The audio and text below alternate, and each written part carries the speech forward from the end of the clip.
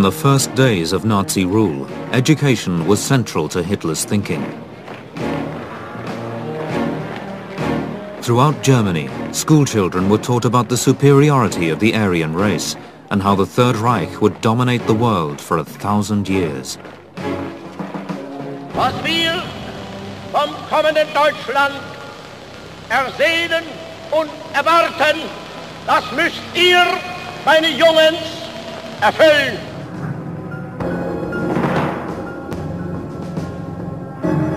Nazi leaders quickly realized that normal schools would not be sufficient to groom the future rulers of the 1,000-year Reich. They decided to establish selective schools to create a new elite. We were to be the future political leaders of Germany. That was the school's goal. The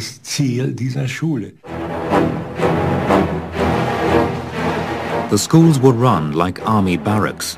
War games were as common as traditional lessons, and the boys were pushed to their physical limits.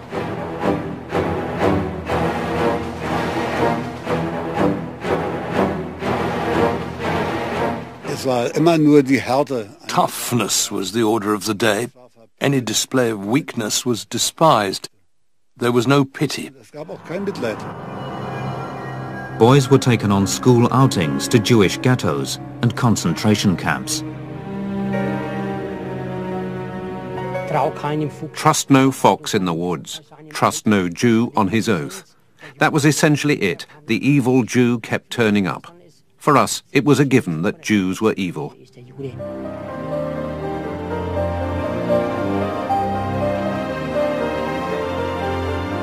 This is the story of Hitler's elite schools, the breeding grounds for the next generation of Nazi rulers.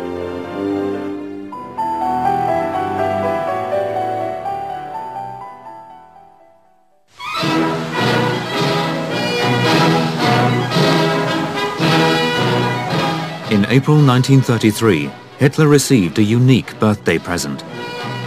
The Nazi Education Ministry created a new type of school. They called them Institutions of National and Political Education, NAPOLEs for short.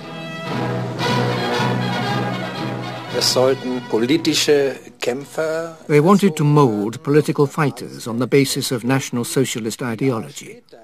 Men who could later be used to work in all areas of the state and society. The Napole boys would be the vanguard of Hitler's new Aryan master race and central to his plan of spreading Nazi ideology around the world. In diese Schulen, da holen wir die talentierten Kinder hinein. Die Kinder unserer breiten Masse. Arbeitersöhne, Bauernsöhne, wo die Eltern niemals es bezahlen könnten, dass ihre Kinder ein höheres Studium mitmachen. Wir haben ein fast fantastisch anmutendes Ziel. Uns schwebt ein Staat vor in der Zukunft, bei dem jede Stelle vom fähigsten Sohn unseres Volkes besetzt sein soll. Ein Staat, in dem Geburt gar nicht ist und Leistung und Können alles.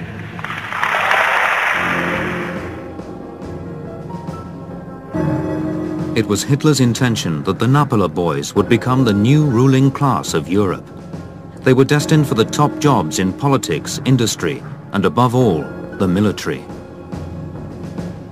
You're the best, they said. The word elite came up a lot. They wanted to motivate us. You're the elite, the hope for the future.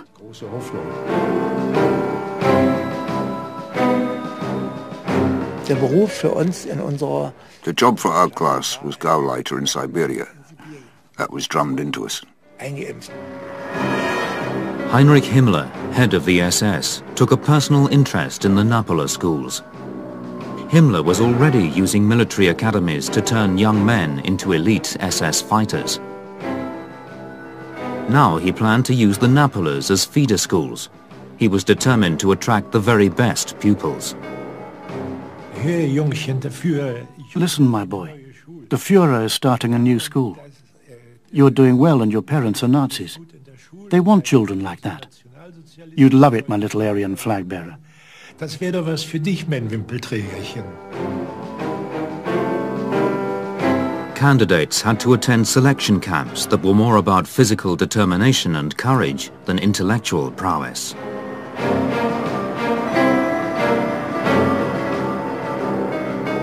Admission to the schools was seen as a great honor. Of course, I was very proud. I could tell my classmates, and I was happy my parents were pleased. I won't say I was quite in seventh heaven, but I was immensely happy I'd passed the difficult tests. Boys were drilled to believe they were part of an elite new breed. We proudly bear Hitler's name and want to be the very best. No one asked where we're from. What matters is the boy alone. The half-hearted are left behind. We sing and march in step.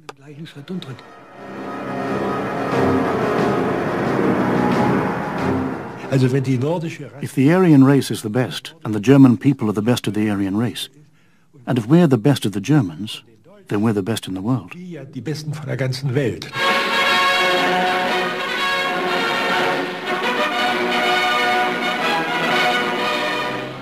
Arriving at school was a shock to the boys, many of whom had never before spent time away from home.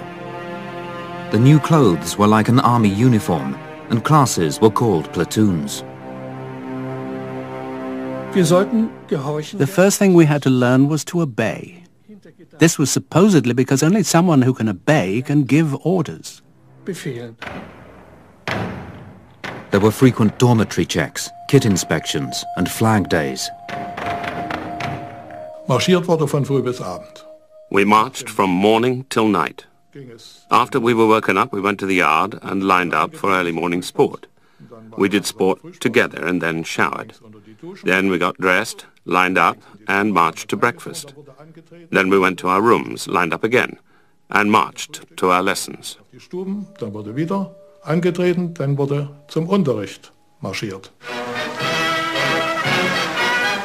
The discipline was designed to break down individuality.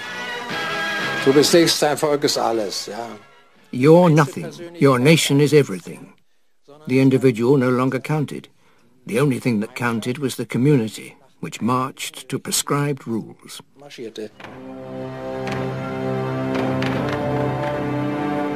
The philosophy was simple. Everyone should learn both to give and to obey orders.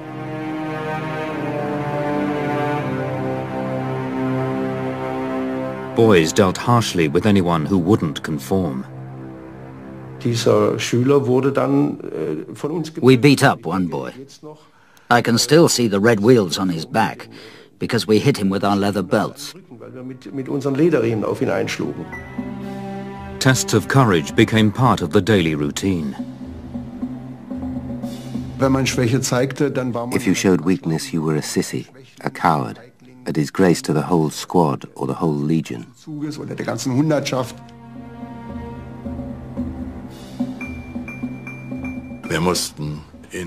We had to jump off a 10-meter board, fully equipped with rucksack and helmet.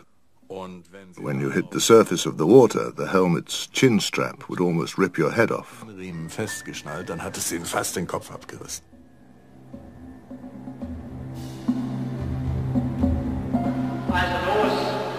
Leg die Arme fest an den Körper und dann senkrecht unten wie eine Kerze. Ich möchte bitte lieber nicht. Na, spring schon. Du brauchst doch keine Angst zu haben. Ja, wir kriegten den Befehl, spring. We were given the order, jump. First, I had to find the courage to jump into the unknown. Second, I had to trust that the person giving the order wouldn't let me jump to my death, unless it was absolutely necessary. That might happen later, when I was a soldier.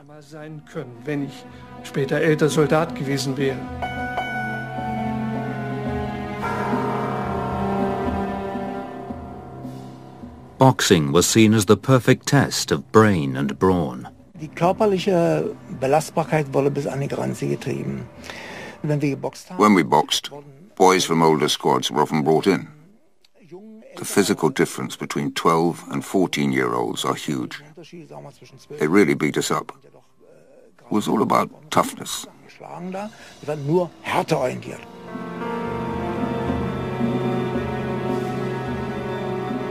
By 1937, Himmler's stranglehold on the Napoleons was almost total.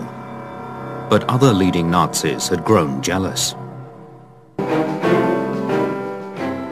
By 1937, senior Nazis had begun to distrust the SS influence over the Napoleon schools. In response, the Nazis' head of organization, Robert Ley, founded the Adolf Hitler schools. Wenn Sie mich fragen, was wird, so ist das genauso, als wenn Sie ein Samenkorn fragen, was aus ihm wird. Ja, es wächst. Die Arbeit geht weiter. Das ist mal klar, nicht wahr? Wir werden uns nicht auf unseren alten Teil zurückziehen, auch keinen Lorbeerkranz ums Haupt winden. Die Arbeit geht weiter. The Adolf Hitler schools were designed to produce politicians, not soldiers. We were to be loyal followers of Hitler and faithful Nazis. Independent thinkers with our own will who could assert ourselves and make decisions. That wasn't possible, of course. You can't be a loyal Nazi and also think critically.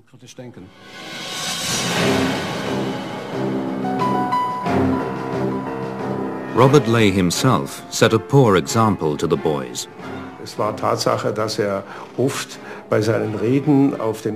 It was a fact that during his speeches in the courtyard, he was often drunk. He kept on saying the same old things. You're lucky, you've got it good. It's nice here. Ihr habt's gut, ihr habt's schön. Das war das Aufregendste, was ich eigentlich auf der Schule. The most exciting thing that happened to me at school was when Wolfgang Dreyer from Hamburg, School 9, suddenly stood up and said, Reich leader, did you know that people think you're a drunk? Then Robert Ley slumped a little and said, rather quietly, boys, you can do anything, just don't become drinkers. Ihr dürft alles werden, eins nicht, Trinker. The Adolf Hitler schoolboys were showered with special privileges. They wanted for nothing.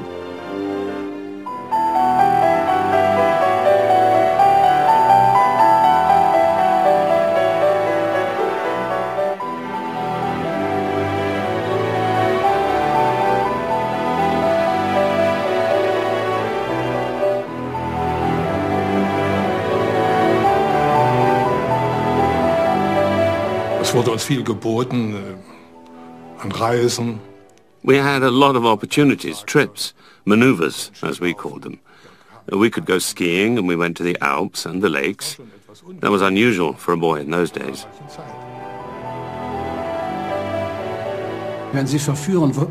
If you want to seduce, you must offer seductive things. That happened to us. We were seduced very cleverly.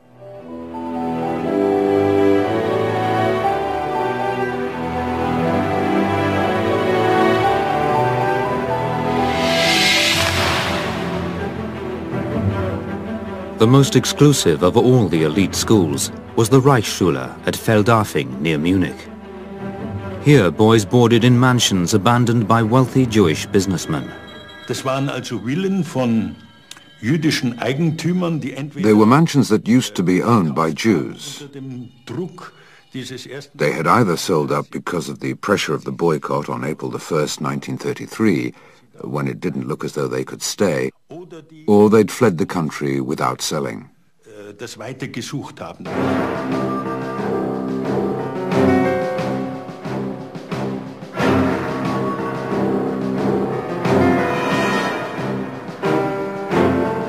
The Reichsschule at Feldafing became home to the sons of high-ranking Nazi officials. These boys were promised glittering futures and were dismissive of the other elite schools. Wir haben immer gesagt, Napola. We always said Napola, Napola, or Adolf Hitler schools, oh please. We thought they were so far below us. We regarded ourselves as the best of the party schools.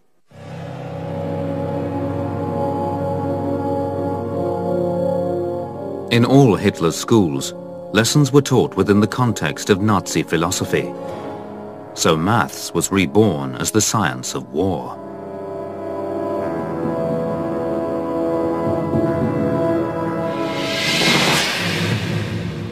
A plane flying at an altitude of 2,000 meters and a speed of 108 kilometers per hour drops a bomb on Warsaw.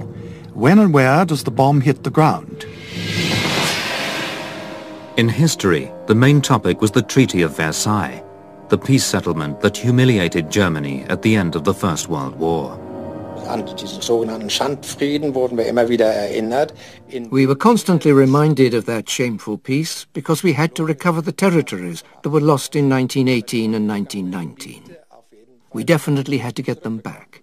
It was our duty to ensure we recovered them.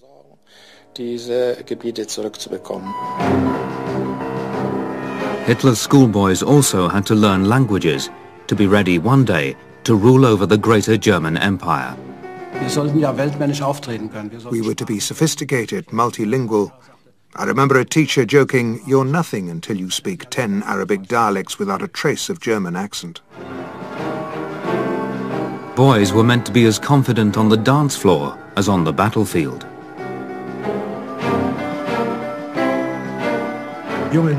Boys, I want you to be able to say, "Kiss my ass," as easily as you say, "My dear lady."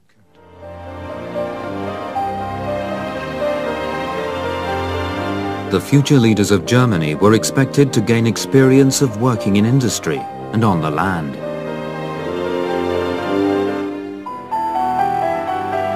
The idea was to acquire an understanding of the workers they would one day control. Conversations with farmers raised some difficult questions. What is it like now the Jews have gone? The farmer said, "Bad, the livestock trade has collapsed." A student said he shouldn't take such a narrow view, but should think of the underlying principle. We didn't know enough to argue the practical points.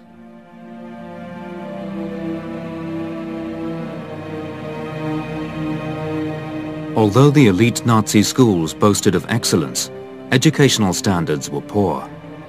At selection camps, teachers were handpicked for their commitment to National Socialism rather than their intellectual ability. Das ist eines der Haupterziehungsmittel überhaupt gewesen, uns. One of the main educational methods was to instill in us absolute punctuality, absolute discipline and absolute obedience. Zu unabdingbarem Gehorsam. Of course, as teachers, we had to pass this on to our pupils. Natürlich auch weiter zu vermitteln hätten an unsere Schüler.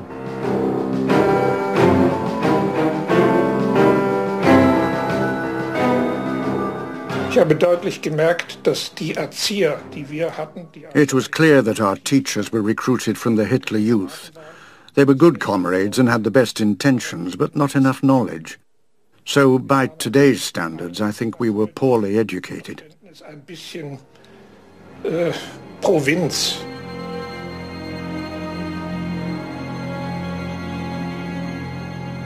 Ich muss mich schämen, wie wenig wir über deutsche Literatur. I'm ashamed of how little we knew about German writers and poets, from Man to Ben, and how poor our knowledge of mathematics was when I compare it with my grandchildren today. Intellectually, it was a poor result. Geistigen Gebiet ein trauriger Abschluss gewesen. Teachers attempted to instruct the boys in party policy. My God, we couldn't care less about party policy. We were Nazis. For us, National Socialism was something else altogether. It was much more than purely party policy.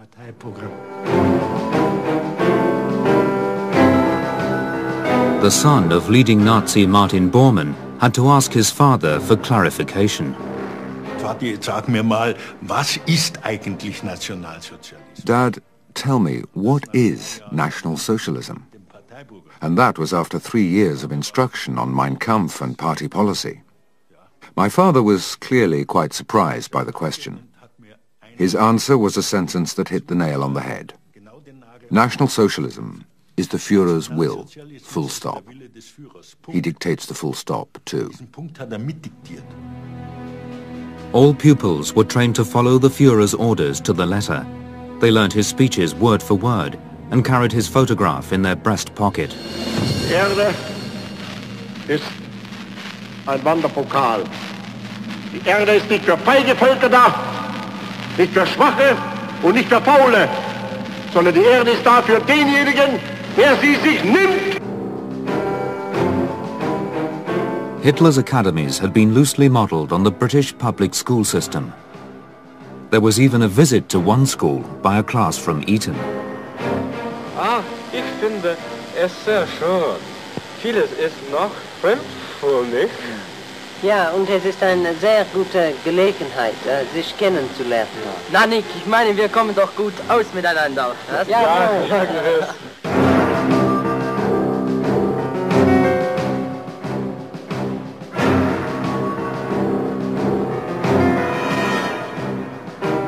At the German school, boys noticed how different the Etonians were. Sie hatten einen Hauch von Eleganz, den wir nicht hatten. They had a touch of elegance that we didn't have. They were relaxed and we weren't. We were the ones who marched in squads, one squad behind the other, across the parade ground. Durch den schönen Hof marschierten. And the Eton boys, who were visiting us, stood on the other side, leaning casually on the railing, probably saying, "What idiots." Ganz lässig über die Balustrade gelehnt. They were gentlemanlike. We were already little soldiers. Wohin wir schon kleine Soldaten waren.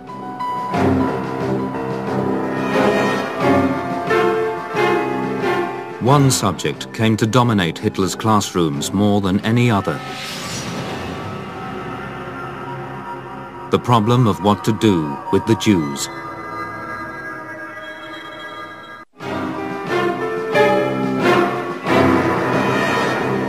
One of the defining principles of Nazi ideology was racial purity. Race dominated Hitler's elite schools. Before pupils were allowed in, there were strict selection procedures. Wir mussten nachweisen Rassenreinheit bis zum Jahre. We had to prove our racial purity back to 1800. That was a big problem for me because in the first half of the 19th century, some church records were burnt.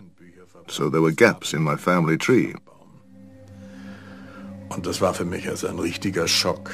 It was a real shock for me not to be accepted immediately. Instead, I had to have about 8 photos of me taken from different angles. They were sent to the SS Reich Security Office in Berlin, which had a race office. Da gab es ein Rassenamt und Several months later, I was incredibly relieved to hear, "You are Aryan. It's okay." Bist arisch. Es reicht.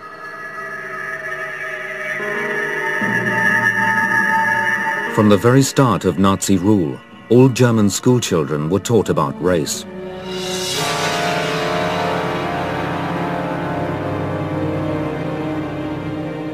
Books and magazines were written especially for children by one of Hitler's earliest supporters, Julius Streicher. Pflanzt es in die Jugend hinein das Wissen, dass am Juden die ganze Menschheit zugrunde geht. Erzieht die Kinder zu einem gesunden Hass, zu einem gesunden Zorn. Sagt den Kindern jawohl mit der Peitsche. Hat sie hinausgehauen. Erzeugt diesen Hass.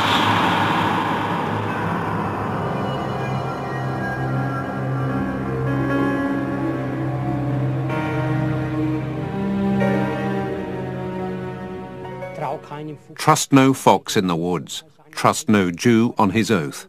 That was essentially it. The evil Jew kept turning up. For us, it was a given that Jews were evil.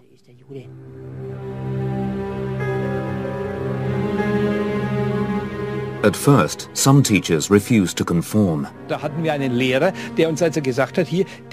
We had one teacher who'd say, "Cross out the next sentence. Don't learn the next sentence. Put brackets around that. It's nonsense." We worked through the whole book like that at school. In 1935, all teachers were placed directly under party control. They were told that the Jewish problem should now be the focus in the classroom.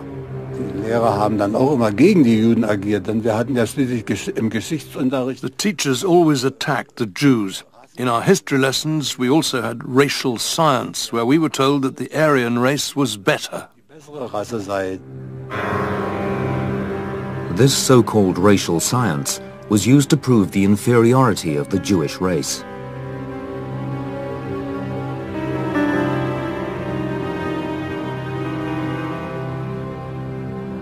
Ich hatte dort das Problem, dass ein Lehrer mich vor die Klasse zitierte und sagte. A teacher called me out to the front of the class and said, "Do you know what a bastard is?" We had heard about bastards in our biology class. Then he said, "This boy, his mother is Jewish. That says it all." Das sagt ja wohl alles. Und da habe ich mich sehr gewundert. I was very surprised that my classmates didn't react all that much. Reagiert haben.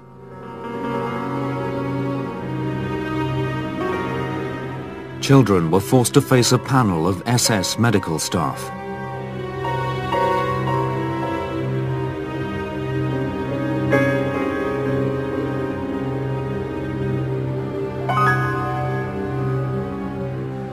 So, jetzt mach mal die Augen ganz groß auf und schaust mich an. Ja. Georg Weber, Augenfarbe 2a.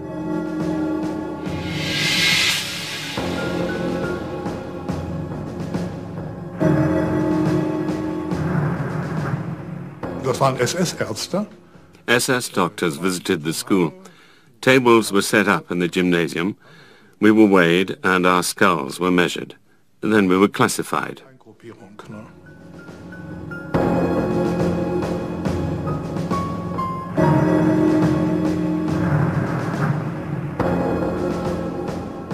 Ich war eben Arisch 2. I was Aryan too. My best friend had a skull like old Hindenburg, so he was Phalian. You were classified as Phalian, Dinaric, Eastern, and so on.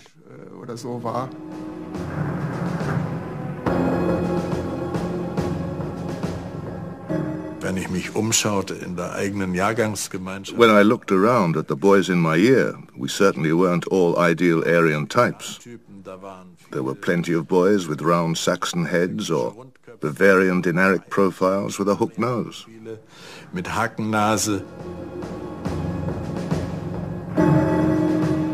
In Hitler's schools, it wasn't only the Jews who were unacceptable.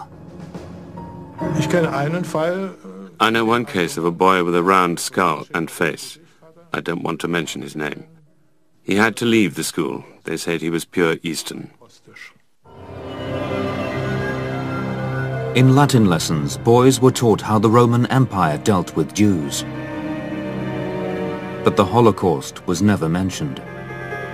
Bis wir dran sind, die Führung zu übernehmen. We thought, by the time it's our turn to be the leaders, the Jewish problem will be solved. Germany will be free of Jews. There won't be any left. But we didn't think about Auschwitz, or about Jews being gassed. We wouldn't have been able to imagine that being done. Throwing them out, yes, but killing them, the master race wouldn't do it. It wasn't gentlemanly. It didn't fit the picture at all. We were idealists.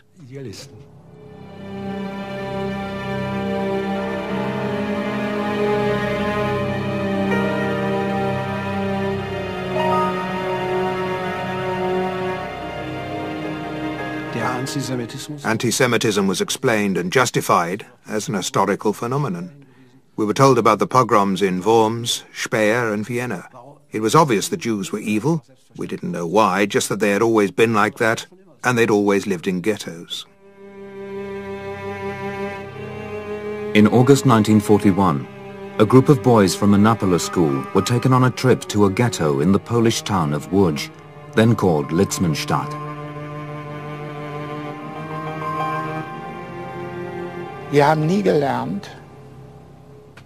We were never taught, it wasn't in the curriculum, that one of the reasons we're put on this earth is to help those weaker than ourselves. The class teacher wrote, "On the 14th and 15th, we were guests in Litzmannstadt. Our boys were delighted with the ghetto.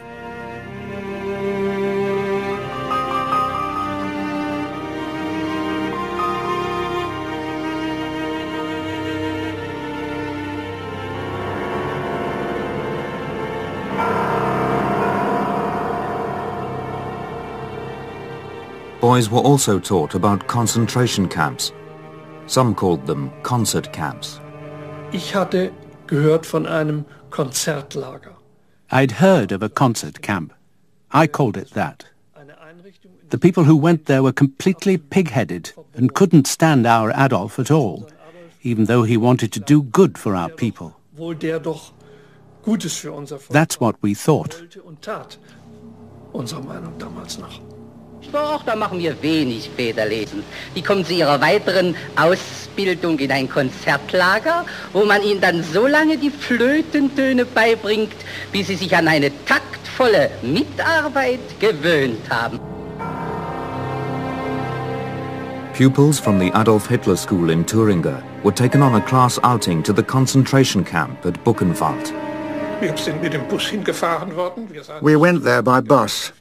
We saw the gates with the words, "To each his own." We were introduced to Dutch researchers who were experimenting on shrunken heads.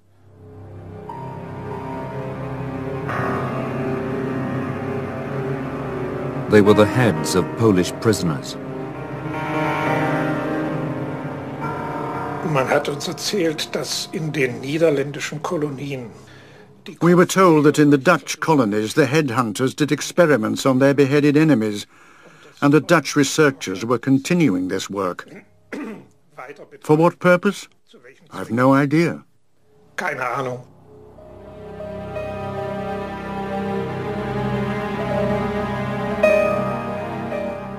Wir haben gefragt, was das für Schornsteine sind. We asked what the chimneys were, and were told it was a crematorium. As if anticipating our question, they said, "We have as many people here as in Weimar, about 50,000. Weimar has a crematorium, so do we. Of course we have losses, in other words, deaths." We were satisfied with that. Damit gaben wir uns zufrieden. While the full horror of Buchenwald was kept from the schoolboys, they accepted the existence of concentration camps. All das haben wir verdaut unter der Überschrift. We dealt with it by saying, they are enemies of our people. While we're at war, we have to isolate them here. Aussondern müssen.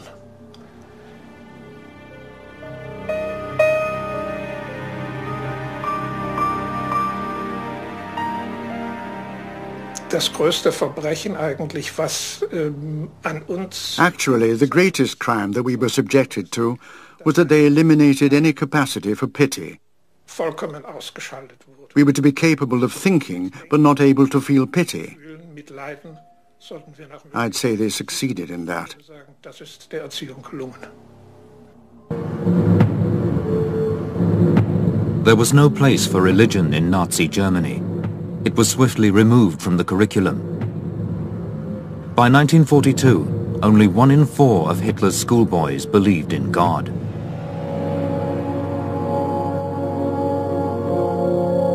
Instead, there was a new faith, the cult of Hitler.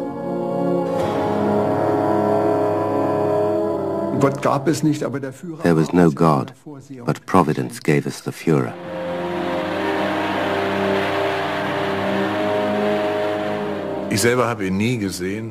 I never saw him myself. Once I was on the Autobahn from Salzburg to Munich and his convoys sped past us in the opposite direction. I never got any closer to him than that. A blurred, shadowy figure behind the glass. And that's basically what he was like. Far away.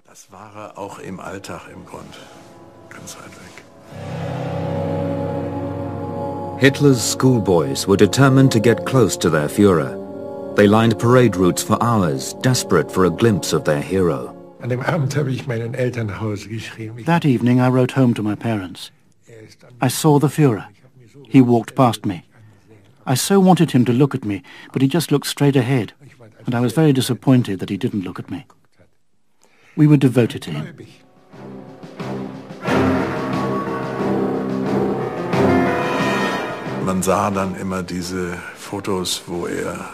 We always saw photos of him spending time with other boys, stroking a small child's cheek, putting his hand on an older boy's shoulder or on his cap.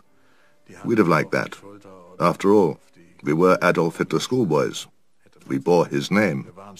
Adolf Hitler Schüler. Wir trugen seinen Namen. Nazi philosophy demanded complete subordination to the Führer's will. Attendance at somber ceremonies, where fallen Nazi heroes were commemorated, was compulsory for schoolboys. Specially composed verses promoted the idea of a glorious martyrdom. Besitz stirbt. Possessions die. Families die. You yourself will die like them. There is one thing that lives forever: the glory of dead men's deeds. This was a lesson reinforced by the school's military regimes. Im Geländesprung auf Marsch, Marsch. In obstacle jumping, it was get up, march, march, lie down, jump up, march until we were panting. Or there was fancy dress, where you had to get changed. Line up in full marching order in 10 minutes. Then we were dismissed and told to come back in other, different clothes. Ad nauseam. At least 5 or 6 times a week. Schools conducted their own war games with reconnaissance troops and advance units. The climax was the final battle.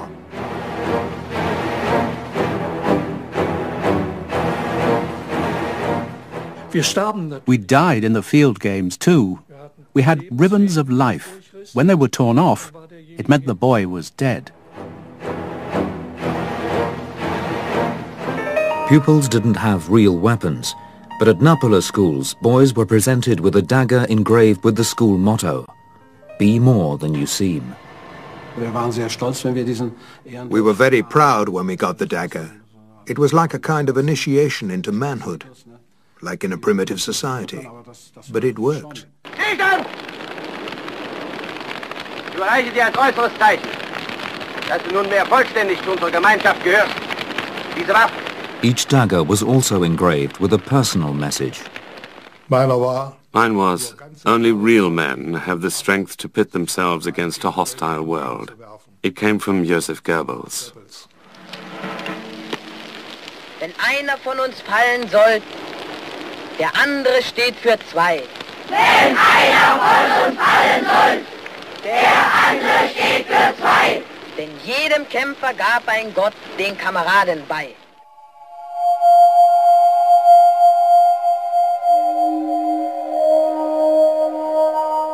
Ich habe einen Kameraden gehabt, der nicht so ganz mitkam. I had a comrade who wasn't really part of community life and felt somewhat rejected. One night he went out into the castle garden and stabbed himself with the dagger. He committed suicide with his dagger of honor. The system was designed to push the boys to breaking point. Only this way could the regime identify the very strongest. You had to test yourself. If I didn't want to do something, I'd ask myself, do we always have to stand up straight, and so on? Yes, you do. It's your duty to your school, your Führer, and your people. Hey! Hier!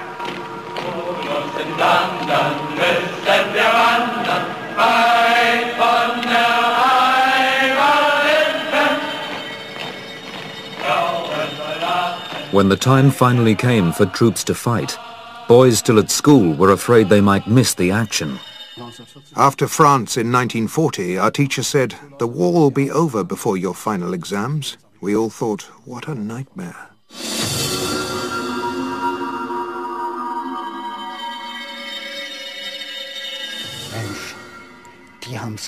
We thought, God, they're lucky, they've made it. And we somehow felt that our turn would come too.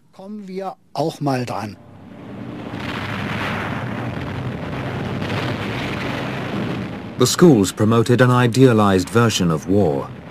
Old boys returning from the front gave talks, which they'd embellish with tales of personal heroism. Es gab ein furchtbares Panzergefecht zwischen deutschen Panzern und Russenpanzern. Die Granaten zischten über meinen Kopf hinweg, von rückwärts und vorwärts. Entgegengaben griffen über meinen Kopf. Jetzt ließ das Feuer wieder einstellen, griff zum Karabiner, denn jetzt wurden mir die russischen Infanteristen wieder von hinten gefährlich. Die stürmten zurück und ich legte an. Jetzt hieß es nun nur noch Sicheres Auf und starke Hand, ruhig Blut und fester Stand. Ich legte an und hab nur die Russen, die auf mein Lob von hinten drauf zukamen, umgelegt. Dann haben wir die immer bewundert, was das für Helden sind. We wondered what it was like to be a hero, but thought we'd probably miss out on the war. They said, "Don't be sad, young comrades. We won't be dragging the war out until you're old enough. But after our final victory, there'll still be plenty to do." Aber es gibt auch danach noch genug zu tun.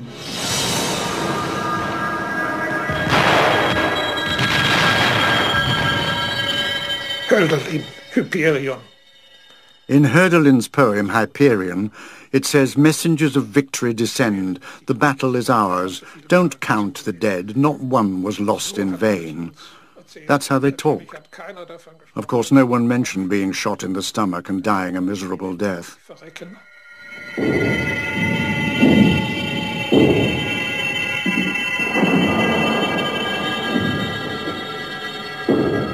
As German casualties mounted, more and more of the elite schoolboys saw action. In March 1944, the head of the Napola schools reported to Himmler. The next generation of young leaders has now proved itself against the enemy. 4 are wearing the Knight's Cross with oak leaves, 33 the Knight's Cross, 96 the Gold German Cross, and 1,226 were killed or missing in action. Am Anfang waren wir stolz. Am Anfang. At the beginning, we were proud to give our lives for Germany. That's how we saw it. So dachten wir damals.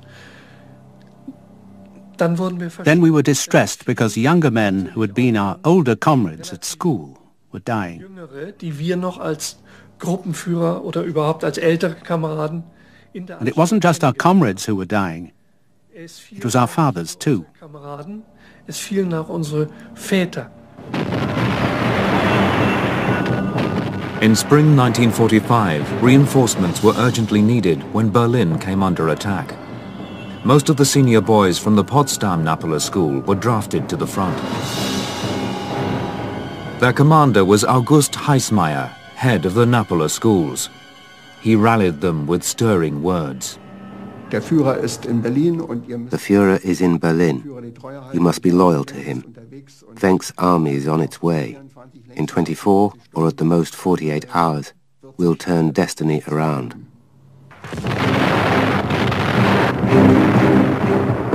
Heissmeyer fled Berlin shortly afterwards, leaving the boys to face a ferocious Red Army assault.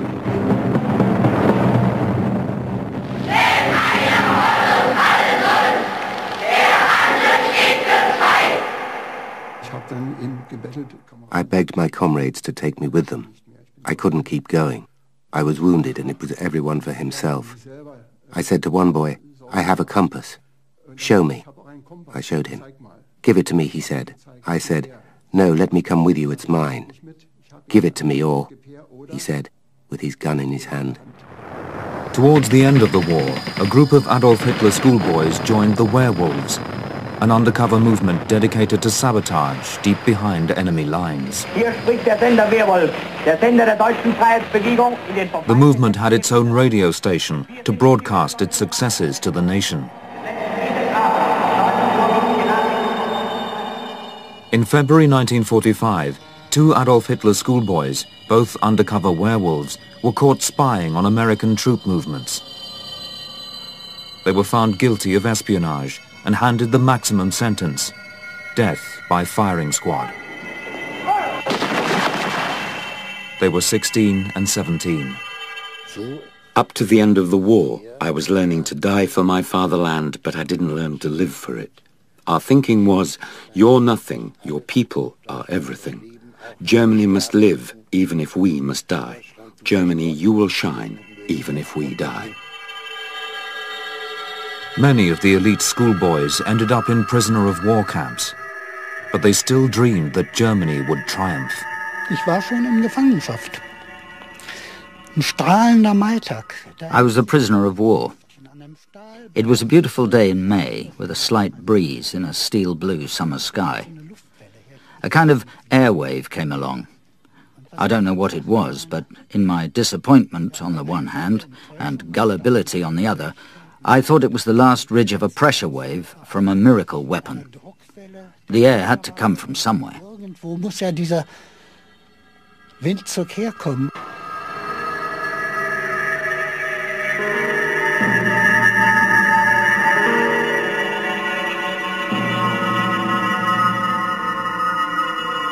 Eigentlich war das nicht richtig, wie die zusammenbrach. Also so von uns. From our point of view, the end was all wrong. It just wasn't the way things should have been done. There was no announcement and no Heil Hitler. There was no last roll call like the one we'd read about in the Spanish Civil War. It was simply, boys, the war's over, go home.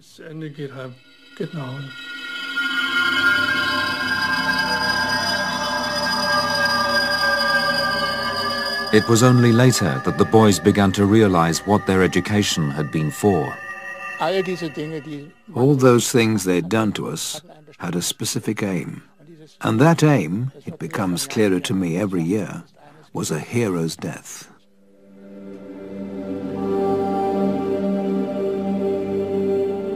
Hitler's elite school system had achieved its goal in molding a generation of boys who fought with a blind allegiance to their Führer and an absolute belief in his cause. Many are still bitter about what they were taught. Betrogen und missbraucht wurden vor allen Dingen die, die es nicht überlebt haben. The cheated and exploited ones are those who didn't survive. That was about half of us. But anyone who did survive should admit his own stupidity and try to do better with his children and grandchildren. Enkeln besser zu machen.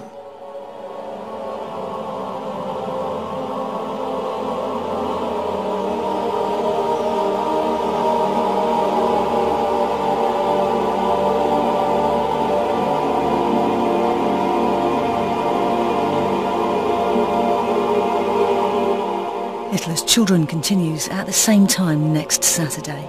And you can find out more about the exploitation of child soldiers through history at channel4.com/history. Tomorrow at 8 o'clock, 4 reveals the private psychological battle between two great warlords of the 20th century, Churchill and Roosevelt.